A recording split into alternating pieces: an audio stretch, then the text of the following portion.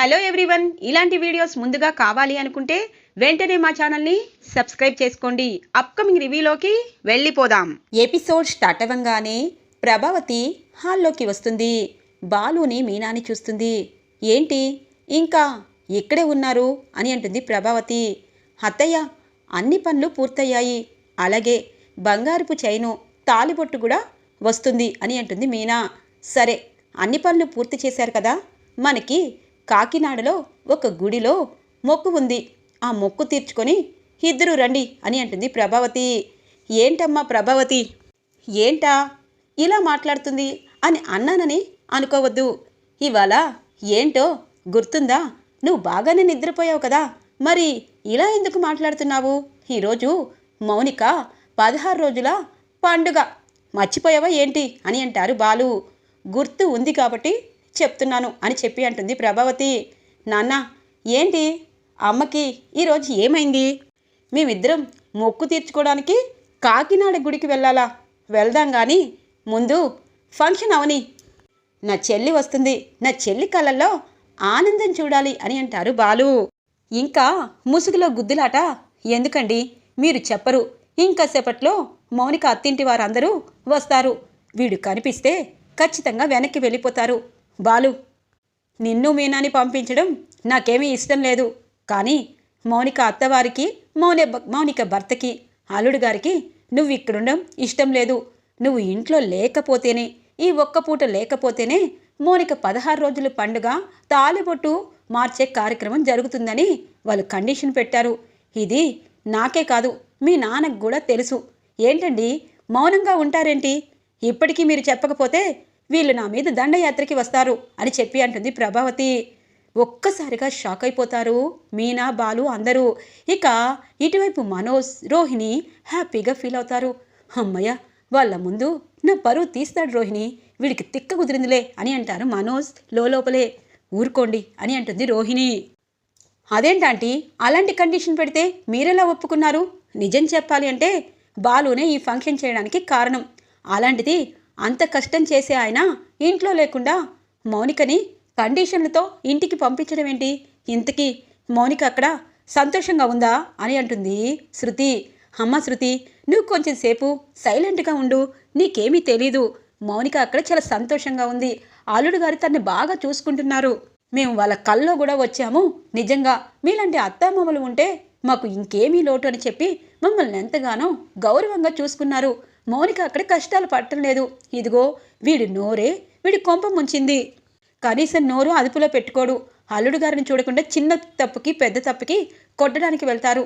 కోటీశ్వర్లు ఊరుకుంటారా అని అంటుంది ప్రభావతి. ఆపండత్తయ్య, కోట్ల గురించి మాట్లాడుతున్నారు, కానీ ఆ లక్షలు తీసుకొచ్చి ఈ ఫంక్షన్ చేసింది ఎవరు అన్నది మీకు కనిపించలేదన్నమాట. అంటే నా భర్త కష్టం కావాలి, నా భర్త అండదండలు కావాలి, నా భర్త రూపాయి కావాలి, కానీ నా భర్త ఇంట్లో దేనికి పనికిరాడు, ఎందుకు నోరేసుకొని వస్తున్నాడు అన్నది ఎందుకు మీరు ఆలోచించలేదు అని అంటుంది మీనా. ఏయ్, నోరు ముయ్ అనగానే, ఎందుకు ముయ్యాలత్తయ్యా? ఇంట్లో పని చేయడానికి నేను, ఇంట్లో డబ్బుకి మాత్రం మా ఆయన. ఇక్కడ ఉన్న వాళ్ళెవరు డబ్బు సర్దుతానో సర్దరో తర్వాత సంగతి. నా భర్త రాత్రనక పగలనక కష్టం చేసి ఊర్చి మార్చి 2,50,000 రూపాయలు మామయ్యకి ఇచ్చారు. ఎందుకు? తన సొంత చెల్లెల కోసం, తన పుస్తెలు మార్చుకునే పండుగ కోసం, తన కళ్ళల్లో ఆనందం కోసం. కానీ ఇవన్నీ మీకు అవసరం లేదు. అవతల వ్యక్తి చెడ్డగా అంటే మీరు కూడా దానికి వత్తాసు పలికి చెడుగా ప్రచారం చేస్తారు. ఎందుకు మామయ్య, ఎందుకు ఆయనకి అంత అన్యాయం చేశారు అని అంటుంది మీనా. అమ్మ మీనా, నేనేమీ చెయ్యలేను, ఇప్పుడు నేను మూగవాణ్ణి అని అంటారు. నాన్న, మీరు బాధపడద్దు. మీనా, నువ్వేమీ మాట్లాడద్దు. ఆ లక్ష్యావతి మనల్ని ఎన్ని అన్నా నాన్న మనతో ప్రేమగానే ఉంటారు. నాన్న, నిజంగా చెల్లి ఇక్కడికి వచ్చి అందరితో సంతోషంగా, తన భర్తతో సంతోషంగా ఉంటే దానికంటే ఏ అన్నకి సుఖం సంతోషం ఉండదు. మీనా, పద వెళ్దాము అనగానే, ఎందుకు వెళ్ళాలి, దేనికి వెళ్ళాలి అని అంటుంది మీనా. నువ్వేమి వెళ్ళక్కర్లేదే, వాడు వెళ్తే చాలు. గుళ్ళో దర్శనం చేసుకొని అక్కడ ఈరోజు భోజనం చేసి సాయంత్రం వస్తే రాని అనగానే, అబ్బా ఎంత ప్రేమ ఉంది అత్తయ్య మీకు. మీలాంటి తల్లులు ఇంకా ఉండబట్టే ఇంకా అమ్మ ప్రేమకి పిల్లలు చాలా దగ్గరగా ఉంటున్నారు అని చెప్పి అంటుంది మీనా. నువ్వేమన్నా పర్వాలేదే, నాది కన్న ప్రేమే. అందుకే నా కూతురికి అన్ని అచ్చట్లు ముచ్చట్లు జరగాలని కోరుకుంటున్నాను అనగానే, జరిపించండి, నా భర్తతో నేను ఉంటాను. ఇక్కడ ఉంటే నా భర్త కన్న మాటలన్నీ ఒకవేళ నాకు కోపం వచ్చి ఏదైనా జరిగితే నేను మాట్లాడితే మా ఆయన నేర్పించాడని మా ఆయన్ని ఇంకా ఆడిపోసుకుని ఉంటారు. మామయ్య, ఇలా అంటున్నానని నన్ను క్షమించండి. నేను ఆయన బయటికి వెళ్తాము అని అంటుంది మీనా. ఇది ఇలా ఉండగా నీలకంఠం, తన భార్య మౌనిక, అలాగే సంజయ్ కారులో బయలుదేరుతారు. ఏరా, ఎందుకురా 2 గంటల ముందే మీ అత్తవారింటికి వెళ్దాము అంటున్నావు? కనీసం ఆ ఇంట్లో కూర్చోడానికే చోటుండదు అని అంటారు నీలకంఠం. ఏవండి, మనం ఆ ఇంట్లో శాశ్వతంగా ఉండం కదా. మౌనిక ఫంక్షన్ అయిపోయాక వచ్చేస్తాం కదా. అది బయట పెద్ద పెద్ద షామియానాలు వేసి వాళ్ళు ఫంక్షన్ చేస్తున్నారు. అలాగే ఏసీ ఫ్యాన్లు అవన్నీ కూడా పెట్టిస్తారు. మీరేమీ ఇబ్బంది పడక్కర్లేదు అని అంటుంది. ఆపు, వాళ్ళనేంటి వెనకేసుకొని వస్తున్నావు? అయినా కోడలికి నగలన్నీ వేశావు కదా, వాళ్ళు ఈ మౌనికని చూసి కళ్ళు తిరిగి పడిపోవాలి అనగాని, డాడీ, నేను 2 గంటల ముందు ఎందుకు వెళ్తున్నాను అన్నది మీకు చెప్తాను. ఆ బాలు వీళ్ళన్నయ్య అక్కడ ఖచ్చితంగా ఉంటాడు. మనం వెళ్ళామనుకో, అప్పుడు అక్కడ ఉంటాడు కాబట్టి ఎటు వెళ్ళని పరిస్థితిని అంటారు. అందుకే ముందే వెళ్ళాము అంటే అక్కడ ఎక్కడున్నా కనిపెట్టేస్తాము. వాళ్ళకి సర్ప్రైజ్గా వెళ్ళాలి. అక్కడికి వెళ్ళాక ఆ బాలు ఉన్నాడనుకో, మనం ఏమీ చేయలేని పరిస్థితి. బంధువులందరూ ఉంటారు కాబట్టి మనం చెడుగా ఉండకూడదు అని అంటారు. అవునరా, ఎందుకంటే గొడవలకి ప్రతిసారి దిగుతాడు. ముందు వెళ్ళడం కరెక్టేలే అని అంటారు నీలకంఠం. ఇక మౌనిక అలాగే చూస్తూ ఉంటుంది. ఈయన గురించి నా పుట్టింటి వాళ్ళకి నిజం తెలుస్తుందా? బాలు అన్నయ్యని చూడాలనిపిస్తుంది. బాలు అన్నయ్యతో కబుర్లు చెప్పాలనిపిస్తుంది. బాలు అన్నయ్య నా కోసం ఎంతగానో కష్టపడ్డాడు. వాళ్ళందరూ నా కోసం ఆలోచించారు. కానీ నేనే మూర్ఖుణ్ణి చేసుకున్నాను. ఇప్పుడు ఈ మూర్ఖుడు అక్కడ ఎంత గొడవ చేస్తాడో. నిజం చెప్పాలంటే బాలు అన్నయ్య అక్కడ లేకపోవడమే మంచిది అనుకుంటాను. ఇదే అని చెప్పి బాలు అన్నయ్యని టార్గెట్ చేస్తాడు అని అనుకుంటుంది మౌనిక. ఇది ఇలా ఉండగా ఇక బాలు అంటారు, సరే మీనా, నువ్వు ఇక్కడ ఉండు, నేను వెళ్తాను. ఎందుకంటే ఇక్కడ ఉన్న వాళ్ళందరూ మౌనిక ఫంక్షన్ సక్రమంగా సాగాలని అనుకోవటం లేదు. వాళ్ళ గొప్పతనాలు పైకి చూపించాలని ఈ సర్పావతి ఇక్కడున్న వాళ్ళందరూ అనుకుంటున్నారు. నువ్వొక్కదానివే మౌనిక సంతోషాన్ని కోరుకుంటున్నావు అనుకుంటున్నాను. ఎవరేమనుకున్నా నాకు అవసరం లేదు. నా చెల్లి ఫంక్షన్ సంతోషంగా సాగాలి. అది అత్తవారింటికి సంతోషంగా వెళ్ళాలి. నేను వెళ్తాలే, నువ్విక్కడే ఉండు అని చెప్పి వెళ్ళబోతూ ఉండగానే కారు కరెక్ట్గా గుమ్మం ముందు ఆగుతుంది. ఇక బంధువులందరూ బయట నించుని ఉంటారు. ఇక బాలు ఒక్కసారిగా, నానా, వాళ్ళు వచ్చేశారు అని అంటారు. ఒరే, అనుకున్నాను, నువ్వు కావాలని చేశావు కదా అనగానే, అత్తయ్య, వాళ్ళు 2 గంటల ముందు వస్తే మేమేం చేస్తాము? ఏమండి, మీరు ఎక్కడికి వెళ్తారు అన్నది తర్వాత సంగతి. ముందు నా రూమ్లోకి వెళ్ళి దాక్కోండి అని అంటుంది మీనా. సరే అని చెప్పి గబగబా పాపం బాలు తన రూమ్లోకి వెళ్ళి ఆలోచిస్తూ ఉంటారు. ఇక మౌనిక, తన అత్తామామ అందరూ గ్రాండ్గా కారులో దిగడంతో ఇటువైపు శృతి, మీనా, అలాగే రోహిణి ముగ్గురు వాళ్ళిద్దరికీ హారతిచ్చి లోపలికి ఆహ్వానిస్తారు. ఇక సంజయ్ సైకోలా ఆలోచిస్తూ ఉంటాడు కాబట్టి బాలుగాడు ఇక్కడో ఎక్కడో ఉండుంటాడు. చెప్పులు కూడా బయటే ఉన్నాయి. వీళ్ళు లోపల దాచి కవరింగ్ చేస్తున్నారు. వీళ్ళింటి నుండి శాశ్వతంగా ఈ మౌనికని దూరం చేయాలి. అలాగే నేనేంటి అన్నది ఆ బాలుగాడికి తెలియజేయాలి. ఏం చేయాలబ్బా అని ఆలోచిస్తూ ఉంటారు. ఇంతలో పేరెంటాళ్ళు అలాగే చుట్టాలు అందరూ వస్తారు. మౌనిక ఫంక్షన్ జరుగుతూ ఉంటుంది. మౌనికని రోహిణి, మీనా అందరూ తీసుకువెళ్ళి పుట్టింటి వాళ్ళు ఇచ్చిన బట్టల్ని చక్కగా ఇచ్చి రెడీ చేసి తీసుకుని వస్తారు. ఇక మౌనిక మీనా వైపు చూస్తుంది. చూడు వదినా, నిజం చెప్పాలి అంటే బాలు అన్నయ్య లేకపోతే ఈ ఫంక్షనే లేదనుకున్నాను కానీ అని అంటుంది. వద్దు మౌనిక, వద్దు. మీ బాలు అన్నయ్య మీ అందరికీ దగ్గరవాడే, అత్తయ్యకే దూరం వాడు, పోనీలే అని అంటుంది మీనా. ఇక శృతి సంజయ్ని గమనిస్తూ ఉంటుంది. వీడు ఎప్పటికీ మారడు. మౌనిక సంతోషంగా ఉన్నట్టు అబద్ధం చెప్తుంది. పైగా మంచోళ్లాగా ఆంటీకి అంకుల్కి ఏదో ఘనకార్యం చేసినట్టు ఆలోచిస్తున్నాడే గాని చూపంతా చుట్టువైపులే ఉంది. వీడు మారలేదు. పాప మౌనిక నిజం చెప్పలేక ఏదైనా బాధపడుతుందా అని చెప్పి ఇక టెర్రస్ పైకి మౌనికని తీసుకువెళ్తుంది శృతి. చెప్పు, శృతి అనగానే, మౌనిక నీకొక విషయం తెలుసా? ఈ రోజుల్లో ఆడవాళ్ళు దేనికి భయపడాల్సిన అవసరం లేదు. నువ్వు చదువుకున్నావు, నీ వెనకాల కుటుంబం ఉంది, నువ్వు మీ అత్తవారింట్లో సంతోషంగా ఉన్నావా అని అడుగుతుంది శృతి డైరెక్ట్గా. ఒక్కసారిగా షాక్ అవుతుంది మౌనిక. అంటే అనగానే, నీకేమీ భయం లేదు, ఎందుకంటే ఇప్పుడే జాగ్రత్త పడితే ఫ్యూచర్లో నీకు బాగుంటుంది. పెళ్లి చేసుకున్నాం కదా, తాలిబొట్టు మెడలో ఉంది కదా, పుట్టింటి వాళ్ళు బాధపడతారనో ఎదుటి వాళ్ళు ఏదో అనుకుంటారనో మనల్ని మనం శిక్ష వేసుకోవడం సరైంది కాదు. పాతకాలంలాగా ఆలోచించకుండా కొత్తగా ఆలోచించు. నీకు ఏమైనా సంజయ్ నుండి ట్రబుల్స్ ఉన్నాయా అని అడుగుతుంది శృతి. ఇక కరెక్ట్గా అప్పుడే సంజయ్ వస్తారు. మౌనిక, అందరూ కింద ఉంటే మీ ఇద్దరు పైనున్నారేంటి? హలో శృతి, మౌనిక నా భార్య అనగానే శృతి చాలా కోపంగా చూస్తుంది. చెప్పు మౌనిక, నీ భర్త అనగానే, మౌనిక కింద పేరెంటాళ్ళు వచ్చారు, పద వెళ్దాము అని చెప్పి ఇక మౌనికని తీసుకువెళ్తూ, నువ్వు వెళ్ళు నేనొస్తాను అని చెప్పి అంటారు సంజయ్. ఇక శృతి ధైర్యంగా ఇక తన ముందు నించొని, ఏంటి మౌనికని పంపించేశావు, ఏం మాట్లాడాలి అని అంటుంది. చూడు శృతి, నేను మారిపోయాను, మౌనికని పువ్వుల్లో పెట్టి చూసుకుంటున్నాను, కానీ నువ్వు మాత్రం నాకు గుర్తుకొస్తున్నావు. మన ఇద్దరు ఫ్యామిలీలు చాలా అంటే చాలా రిచ్, ఇద్దరం హ్యాపీగా పెళ్లి చేసుకుంటే బాగుండేది, కానీ నన్ను అనవసరంగా సాడిస్ట్ సైకో అని చెప్పి ముద్ర వేసి ఇక్కడున్న రవిగాడిని చేసుకున్నావు. ఈ ఇంట్లో ఎలా ఉంటున్నావు అనగానే, షటప్, నువ్వంటే ఏంటి అన్నది ఇక్కడ ఉన్న వాళ్ళందరికీ తెలియకపోవచ్చు, నాకు తెలుసు. మౌనికని నువ్వు సరిగా చూసుకోకపోయావు అంటే మౌనిక తరపు నుండి నేను నిలబడతాను అని అంటుంది ఇక శృతి. అయ్యో శృతి, అలా అంటావేంటి, నువ్వంటే నాకు ఇష్టం అని చెప్పి ఇక చెయ్యి పట్టుకోబోగానే ఇంతలో బాలు వస్తాడు. ఒక్కసారిగా షాక్ అయిపోతుంది శృతి. ఈ సంజయ్, ఏంటి నువ్వేంటి ఇక్కడ అనగానే చొక్కా పట్టుకుని 2 చెంపలు వాయిస్తారు. ఒరే, నా చెల్లి నిన్ను చేసుకొని సంతోషంగా ఉందనుకున్నాను, కానీ నువ్వు మాత్రం మళ్ళీ ఇలాగే చేస్తావా? ఈరోజు నీ చాప్టర్ క్లోజ్, నా చెల్లిని జీవితాంతం సంతోషంగా చూసుకుంటాను, పొదరా అని చెప్పి ఈడ్చుకొచ్చి హాలు మధ్యలో పడేస్తారు బాలు. ఒక్కసారిగా వచ్చిన బంధువులు చుట్టాలు అందరూ షాక్ అయిపోతారు. ఏ, నా కొడుకుని ఈడ్చుకొచ్చావు, ఇలా జరుగుతుందని నాకు తెలుసు అని అంటారు నీలకంఠ. బాలు, ఏమైంది అని అడుగుతారు సత్యం. అనుకున్నాను, వీడు కావాలనే నా కూతురి జీవితంలో నిప్పులు పోస్తున్నాడు అని అంటుంది ప్రభావతి.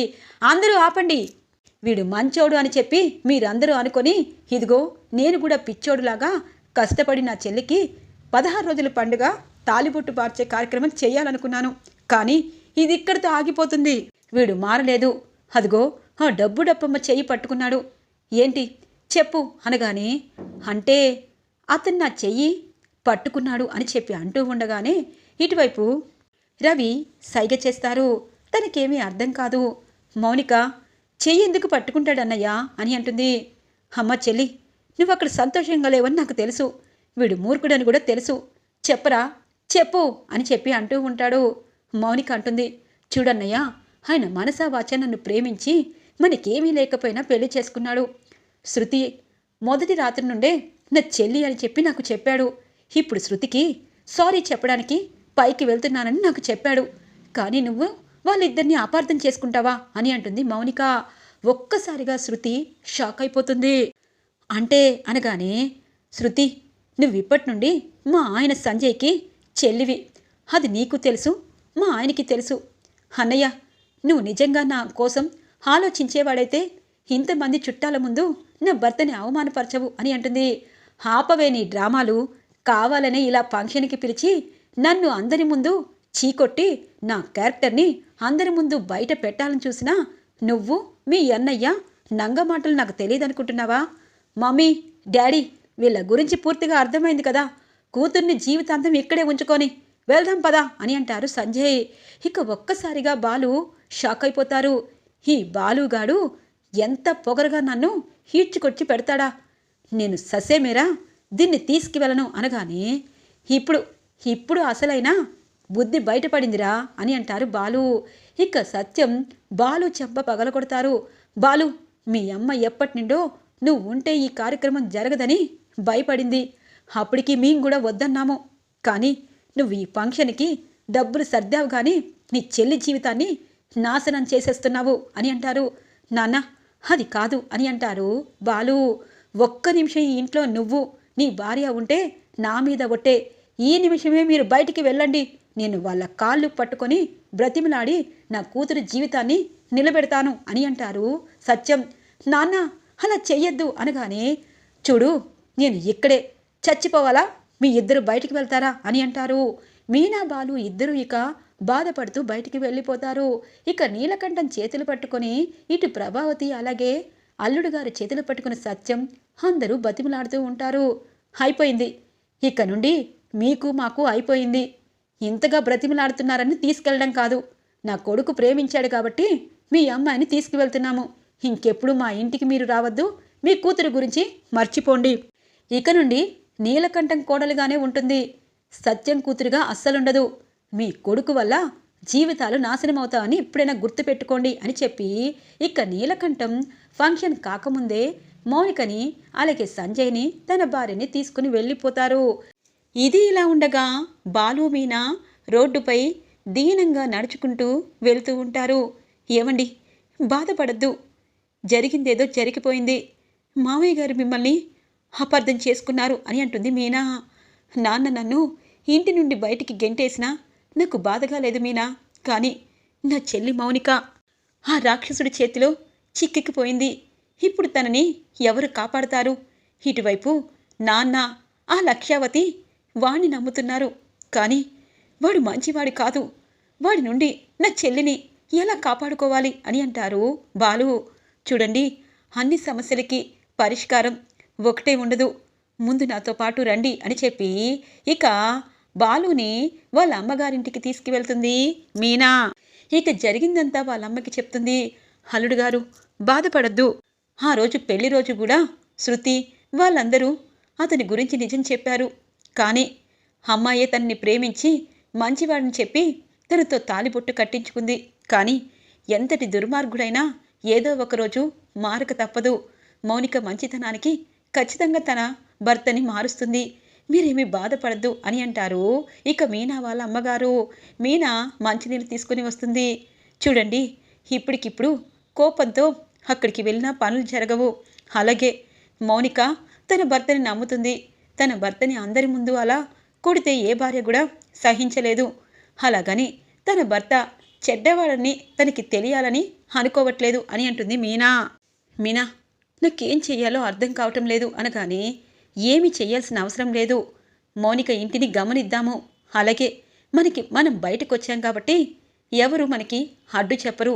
మనం సాక్ష్యాలు సంపాదించి మౌనిక ఇబ్బంది పడుతుందో లేకపోతే అందరూ అనుకున్నట్టు తను సంతోషంగా ఉందో తెలుసుకుందాము అని అంటుంది మీనా. దానికంటే ముందు ఆ లక్ష్యావతి నన్ను కన్న కొడుకుగా కూడా అనుకోవటం లేదు. అలాగే నాన్న కూడా నన్ను అపార్థం చేసుకున్నాడు. వాళ్ళందరికీ మనం ఖచ్చితంగా సమాధానం చెప్పాలి మీనా. మనం కష్టపడాలి, కష్టపడి పైకి వెళ్ళాలి. ఇలాగే ఉండిపోకూడదు అనగానే, అల్లుడు గారు మీ మంచి మనసుకి ఖచ్చితంగా మంచే జరుగుతుంది. కొన్ని రోజులు ఇక్కడ ఉండండి. తర్వాత ఇల్లు తీసుకొని చక్కగా మీరు చేసే పనులు చేసుకుంటూ అలాగే మౌనిక గురించి ఆరా తీయండి అని అంటారు మీనా వాళ్ళ అమ్మగారు. ఇది ఇలా ఉండగా ఇక ప్రభావతి కుప్ప కూలిపోతుంది. ఎందుకు ఏడుస్తున్నావు? నీకు నచ్చినట్టే జరిగింది కదా అని అంటారు సత్యం. ఏంటి, నా కూతురు ఇకపై ఈ ఇంటికి రాదు. అలాగే దాని 16 రోజుల తాలిబొట్టు మార్చే కార్యక్రమం కూడా ఆగిపోయింది. ఆ బాలుగాడి వల్లే. ఇంకా నాకు నా కుటుంబానికి వాడు ఎంత ద్రోహం చేస్తాడు అని అంటుంది ప్రభావతి. ఆంటీ, ఇది చెప్పాలో చెప్పకూడదో నాకు తెలీదు. కానీ నేను ఖచ్చితంగా నిజమే చెప్తాను. బాలు ఏ తప్పు చేయలేదు. వాళ్ళిద్దరిని ఇంటి నుండి అనవసరంగా పంపించేశారు అంకుల్. నిజం చెప్పాలంటే సంజయ్ మంచివాడు కాదు అని అంటుంది శృతి. ఒక్కసారిగా సత్యం అలాగే ప్రభావతి షాక్ అవుతారు. ఏంటి శృతి, నువ్వు చెప్పేది నిజమా అని అంటుంది రోహిణి. అవును రోహిణి, సంజయ్ మంచితనం ముసుగులో మౌనికని ఖచ్చితంగా బాధిస్తున్నాడు. నాకు అర్థమైంది. ఇప్పుడు మీ అందరి ముందు జరిగింది చెప్పినా వేస్టే. ఆడపిల్ల జీవితం అని మీరందరూ అనుకుంటున్నారు. కానీ అక్కడ మౌనిక ఖచ్చితంగా ఇబ్బంది పడుతుంది. ఆ విషయం బాలుకి అర్థమైంది. అందుకే గొడవ పెట్టుకున్నాడు. కానీ గొడవ పెట్టుకోకుండా మనందరికీ వాడి నిజస్వరూపం చెప్తే సరిపోయేది అని చెప్పి అంటుంది శృతి. అమ్మా శృతి, నువ్వు కూడా బాలులాగే తయారయ్యావా? వాడు కావాలని ఇదంతా చేస్తున్నాడు. 2,50,000 తెచ్చాళ్లే, చెల్లి మీద ప్రేమ కారిపోతుంది అనుకున్నాను. కానీ ఇలా నా కూతుర్ని శాశ్వతంగా ఇంటికి రాకుండా కార్యక్రమం చేస్తాడని నాకు తెలీదు. మీరు ఏమనుకున్నా నా అల్లుడు నా కూతుర్ని బాగా చూసుకుంటాడు. వాళ్ళేమన్నా నేను నా కూతుర్ని చూడ్డానికి వెళ్తాను. మీ కొడుకుని మీరు గెంటేశారు కానీ ప్రేమ మాత్రం వాడిపైనే అని అంటుంది ప్రభావతి. అవును, వాడిపైనే. ఎందుకో తెలుసా? వాడి భార్య ఈ ఇంటి కోసం ఎంత చేసినా పూచిక పుల్లలా తీసేస్తున్నావు కదా. అందుకే నేను వాళ్ళిద్దరినీ బయటికి వెళ్ళిపోమన్నాను. ఇక నుండి మహారాణిలాగా బ్రతుకు ప్రభా. వాళ్ళ చేసే పనిని గుర్తించకుండా ప్రతిరోజు వాళ్ళ గురించి తప్పుగా అర్థం చేసుకుంటూ సంతోషంగా ఉన్నావు. ఇకపై వాళ్ళు నీ కంటికి కనిపించరు. నీకు అడ్డు చెప్పేవాళ్ళు లేరు, నిన్ను అజమాయించేవాళ్ళు లేరు, నీకు పని చేసి పెట్టేవాళ్ళు కూడా లేరు. అది గుర్తుపెట్టుకో. ఒకటి మాత్రం నిజం, మీనా బాలు ఎప్పటికీ తప్పు చేయరు. నేను గట్టిగా నమ్మాను. కానీ వాడు రాత్రనక పగలనక చెల్లెల కోసం కష్టపడి డబ్బు సంపాదించాడు. కానీ వాడు చేసిందల్లా ఒకటే, చెల్లి గురించి తెలుసుకోలేకపోయాడు. చెల్లికి పెళ్ళయింది, ఇప్పుడు పుట్టింట్లో ఉండదు, ఎన్ని కష్టాలొచ్చినా అత్తింటికే వెళ్ళిపోతుందని వాడు తెలుసుకుంటే ఈ గొడవే ఉండేది కాదు అని చెప్పి వెళ్ళిపోతారు సత్యం. ఇక రోహిణి ఆలోచనలో పడుతుంది. ఆంటీ బాధపడద్దు, అన్నీ సర్దుకుంటాయి అని అంటుంది రోహిణి.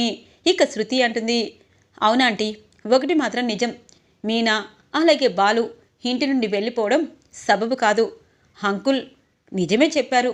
కానీ ఒకటి మాత్రం నిజం, వాళ్ళు కష్టపడతారు కాబట్టి ఎక్కడున్నా వాళ్ళకి మంచి జరుగుతుంది. కష్టం చేయకుండా ఇంట్లో కూర్చొని అబద్ధాలు మోసాలు ఆడేవారు ఎక్కడున్నా బాగుపడరు అనగానే శృతి, ఎవరికంటున్నావు అని అంటుంది రోహిణి. అయ్యో రోహిణి, నీకు అలాగే మనోజ్కి ఎందుకంటాను? కష్టం పడని వాళ్ళ కోసం అంటున్నాను. చూడు రవి, ఒకరు కష్టపడుతూ ఇంకొకరు కష్టం లేకుండా మెప్పు కోసం మాట్లాడుతూ ఉండడం నాకు నచ్చదు. అందుకే నేను ఇలా మాట్లాడతాను అని చెప్పి వెళ్ళిపోతుంది శృతి. తెల్లగా తెల్లవారుతుంది. ఇక మీనా పూల బండి దగ్గరికి వచ్చి పూలని అమ్ముతూ ఉంటుంది. ఇక ప్రభావతి లేచి, అమ్మో ఇక్కడే మక్కం పెట్టారు కదా వీళ్ళు, ఎలా అని చెప్పి అనుకుంటూ ఉంటుంది. అత్తయ్య, ఈ ఇంట్లో హక్కు మాకు లేకపోయినా ఈ ఇంటి ముందు బండి పెట్టే హక్కు ఉంది. అందుకే ఇక్కడికే వచ్చి పూలు అమ్ముతున్నాను అనగానే, నీ ఇష్టం వచ్చినట్టు ఉండు, నాకేమీ అభ్యంతరం లేదు.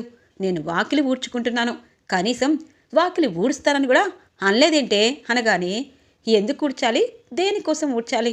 ఎందుకంటే ఈ ఇంట్లో మాకు చోటు లేనప్పుడు, మీ మనసుల్లో చోటు లేనప్పుడు మేము పని చేస్తే ఏం వాల్యూ ఉంటుంది? అందుకే మేము కూడా ఎదగాలనుకుంటున్నాము. అలాగే మీ అందరికీ మేము లేని వాళ్ళం, అలాగే లేబర్ పనులు చేసేవాళ్ళంలా కనిపిస్తున్నాం కదా. కానీ డబ్బు ఉంటే మీకు ముఖ్యం కదా. వాళ్ళు ఎలాంటి వాళ్ళైనా పర్వాలేదు కదా. అందుకే డబ్బు సంపాదించే పనిలో పడ్డాము. చేసుకోండి అత్తయ్య, పని చేసుకోండి అని అంటుంది మీనా. నీకు బాగా కొవ్వెక్కిందే, అయినా నీతో నాకేంటి అని చెప్పి వాకిలి ఊడుస్తూ ఇక అమ్మా అయ్యా అని చెప్పి లోపలికి వెళ్తుంది ఇక ప్రభావతి. ఇంతలో శృతి వచ్చి, ఆంటీ ఇప్పుడు టైం ఎంతైందో తెలుసా మీకు? ఇప్పుడు వాకిలి ఊడుస్తున్నారు, మరి టిఫిన్ ఎప్పుడు చేస్తారు, మాకు లంచ్ బాక్స్ ఎప్పుడు కడతారు అనగానే, అమ్మ శృతి, ఈ రోజుకి బయట ఏమైనా తెప్పించుకుంటారా అని అంటుంది ప్రభావతి.